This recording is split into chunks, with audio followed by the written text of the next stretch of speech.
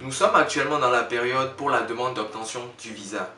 Si toi aussi tu as réussi ton entretien Campus France avec brio et que tu as été accepté par une université ou une école, tu dois certainement être en train de préparer toutes tes pièces pour ton rendez-vous au consulat pour la demande d'obtention du visa. Aujourd'hui, à travers cette nouvelle vidéo, je décide d'aborder comme thématique l'hébergement, car celui-ci constitue un frein et une difficulté pour pas mal d'étudiants. Si toi aussi tu es dans ce cas, je t'invite à suivre cette vidéo de bout en bout, car j'aborderai les différentes options envisageables et réalistes pour pas que l'hébergement constitue pour toi un frein à l'obtention de ton visa.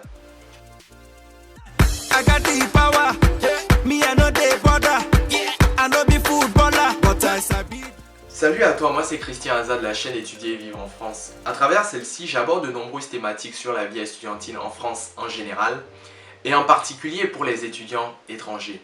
Si toi aussi tu veux faire partie de cette belle aventure et que tu ne l'as pas encore fait, je t'invite à t'abonner à cette chaîne et à activer la cloche pour être informé de l'apparition de nos nombreux contenus qualitatifs comme celui-ci qui vont t'aider à réussir ta démarche Campus France et à faciliter ton séjour en France. Avant de rentrer dans le vif du sujet, je tiens à te dire que tu m'as beaucoup manqué. Je suis très heureux de faire cette nouvelle vidéo et d'aborder cette thématique avec toi. Sans plus tarder, voici les 5 pistes pour justifier de ton hébergement en France. La première, la réservation d'hôtel. Tu as cette possibilité de réserver directement un hôtel en ligne, soit sur des plateformes comme Booking ou directement sur le site de l'hôtel. Pour cela, il te faut une carte bancaire Visa.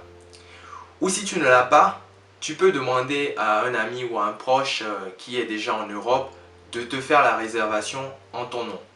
Bien entendu, il lui faudra ta pièce d'identité pour mettre ton nom, ton prénom, ta date de naissance et toutes les autres informations relatives à ta personne. Il faut que cette réservation ait une durée minimum entre 1 et 3 mois.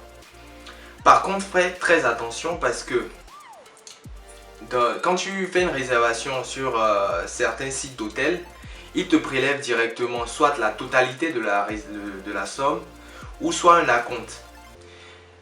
Mais en faisant un peu plus d'efforts, un peu plus de recherche, il y a certains hôtels qui te proposent cette facilité qui consiste à faire la réservation sans verser aucun centime. Donc fais vraiment attention et vérifie les conditions de réservation. Si tu ne sais pas faire, tu peux bien entendu nous contacter à Étudier et Vivre en France sur notre page Facebook ou directement via notre numéro WhatsApp. La deuxième piste, l'attestation d'accueil. C'est un document qui est fourni par la mairie de la commune où réside ton hébergeur.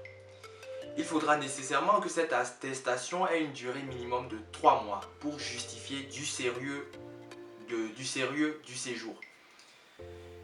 Il faudra par la suite que ton hébergeur aille récupérer ce document à la mairie et te l'envoie avec une pièce d'identité.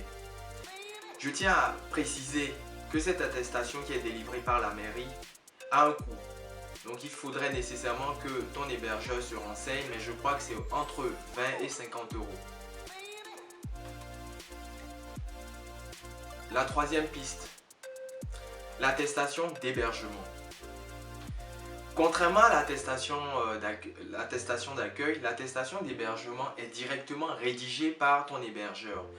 Dans cette attestation, il énumère les différentes modalités de ton hébergement. La durée, la date de début, la date de fin, l'adresse de son logement, etc. etc. À la fin de la rédaction de cette attestation, il faudra qu'il te l'envoie accompagné de sa pièce d'identité et de sa taxe foncière. Si tu n'as personne qui vit en France et qui est en mesure de te fournir ce document, tu peux également contacter Étudier Vivre en France pour qu'on t'accompagne dans cette démarche. La quatrième piste, l'attestation de logement fournie par ton université ou ton école. Cette attestation est généralement fournie par des universités ou des écoles privées.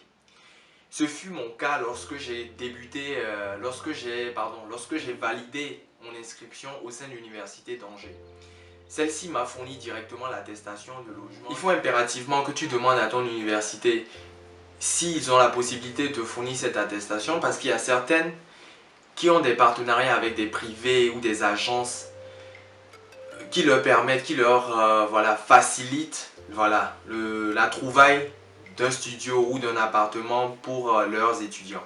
Donc n'hésite pas à prendre cette initiative et à leur poser la question. La cinquième piste, l'attestation du Crous. Cette attestation est délivrée une fois que ton dossier de demande de logement au Crous est validé. Et cette attestation, elle t'est fournie très rapidement, je dirais dans un délai entre 48 et 72 heures.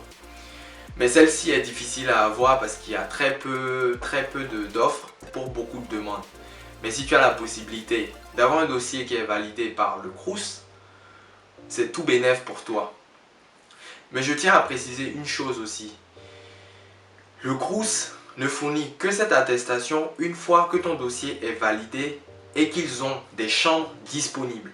Des chambres disponibles. Parce que des fois, effectivement, le dossier peut être validé, mais malheureusement, au vu du manque de chambres ou de studios, malheureusement, le Crous n'a pas cette possibilité de te fournir cette attestation. Une fois que tu auras choisi une des 5 options, il faudra nécessairement que tu l'accompagnes d'une lettre explicative adressée au consul sur la façon dont se déroulera ton hébergement.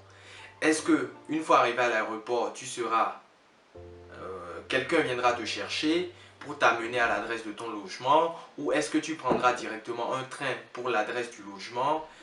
Est-ce que tu comptes rester pendant toute la période de tes études chez l'hébergeur ou à l'hôtel? Il faut que tu expliques dans les moindres détails afin que le consul juge sérieux ton dossier et pour pas que tu aies de refus. Donc il faut nécessairement que tu l'accompagnes d'une lettre explicative. Et si tu as besoin d'être accompagné sur l'attestation d'hébergement, n'hésite pas à contacter Étudier et Vivre en France. Certes, cela a un coût parce que personne ne travaille gratuitement, mais tu auras la réussite et la garantie d'avoir une attestation d'hébergement sérieuse qui ne sera pas un frein à ta demande d'obtention du visa. Voici, cher ami, nous sommes à la fin de cette vidéo. J'espère que tu as appris quelque chose. Je sais qu'elle est courte, mais j'espère quand même, le plus important, que tu as retenu quelque chose et que tu es apte maintenant à fournir un justificatif d'hébergement. Si tu as des questions, n'hésite pas à les poser directement en commentaire. Si tu as aimé cette vidéo, tu peux mettre un pouce. Cela nous encourage et nous fortifie, nous motive dans notre démarche qui est de t'apporter toujours un peu plus dans ton savoir. En attendant la prochaine vidéo qui sortira la semaine prochaine, prends soin de toi et à très vite. Ciao.